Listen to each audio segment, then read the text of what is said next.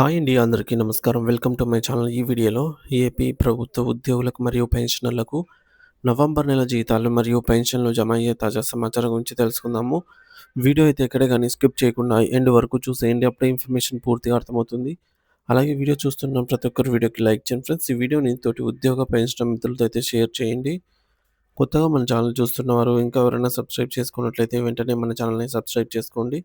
So, దీని ద్వారా నేను చేసే లేటెస్ట్ వీడియోస్ అన్నీ మీ వరకు రీచ్ అవుతాయి. ఇక ఆలస్యం చేయకుండా వివరాల్లోకైతే వెళ్ళిపోదాము.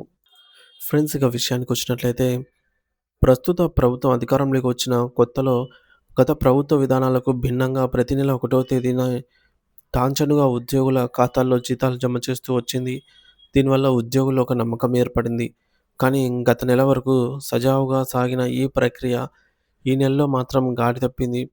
1వ తేదీన పడాల్సిన జీతాలు నెలలో మొదటి వారం పూర్తయి 8వ వారం వచ్చినా కూడా 8వ తేదీ వచ్చినా యాక్చువల్లీ ఈరోజు 10వ తేదీ వచ్చినా కూడా ఇంకా చాలామందికి జమ కాకపోవడంపై ఉద్యోగులు తీవ్ర ఆందోళన చెందుతూ ఉన్నారు. మరి ఈ జాప్యంపై మాజీ ఎమ్మెల్సీ ఐవీ గారు తీవ్రంగా స్పందిస్తూ 1వ తేదీనే జీతాలు వేసే పరిస్థితి నుంచి 8వ తేదీ దాటినా సరే వేయలేని పరిస్థితికి రావటం చాలా దారుణమని, ఇది ప్రభుత్వ పనితీరును ప్రశ్నించేలా ఉందని మండిపడ్డారు.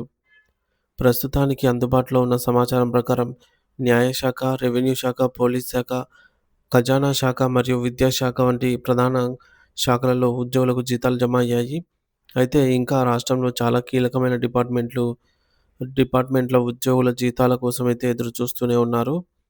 ప్రధానంగా వ్యవసాయ శాఖ, బీసీ సంక్షేమ శాఖ, ఎస్సీ సంక్షేమ శాఖ, స్త్రీ మరియు శిశు సంక్షేమ శాఖ మరియు స్టాంపులు అంటే రిజిస్ట్రేషన్ శాఖ వంటి తదితర విభాగాల ఉద్యోగులకు నేటికి జీతాలు అందలేదు నవంబర్ నెలవి. సో, జీతాల ఆలస్యం వల్ల ఉద్యోగులు ఎదుర్కొంటున్న అసలైన సమస్య ఈ ఈఎంఐలది. సాధారణంగా ప్రభుత్వ ఉద్యోగులు తీసుకున్న గృహ రుణాలు, అద్దె, ఇంటి హౌసింగ్ లోన్ యొక్క ఈఎంఐ, వ్యక్తిగత రుణాలు లేదా పిల్లల చదువు కోసం తీసుకునే ఎడ్యుకేషన్ లోన్లకు సంబంధించి వాయిదాలు ఈఎంఐస్ ప్రతి నెల 5వ తేదీ లోపే బ్యాంకు ఖాతా నుంచి ఆటోమేటిక్‌గా కట్ అవుతాయి. జీతం సకాలంలో పడకపోతే బ్యాంకుల్లో సరిపడా బ్యాలెన్స్ లేక ఈఎంఐలు బౌన్స్ అవుతూ ఉంటాయి. దీనివల్ల ఉద్యోగులపై అనవసరంగా పెనాల్టీలు పడటమే కాకుండా వారి సిబిల్ స్కోర్ దారుణంగా దెబ్బతింటుంది. భవిష్యత్తులో వారికి రుణాలు పుట్టడం కష్టమవుతుందని ఉద్యోగ వర్గాలు ఆవేదన వ్యక్తం చేస్తున్నాయి.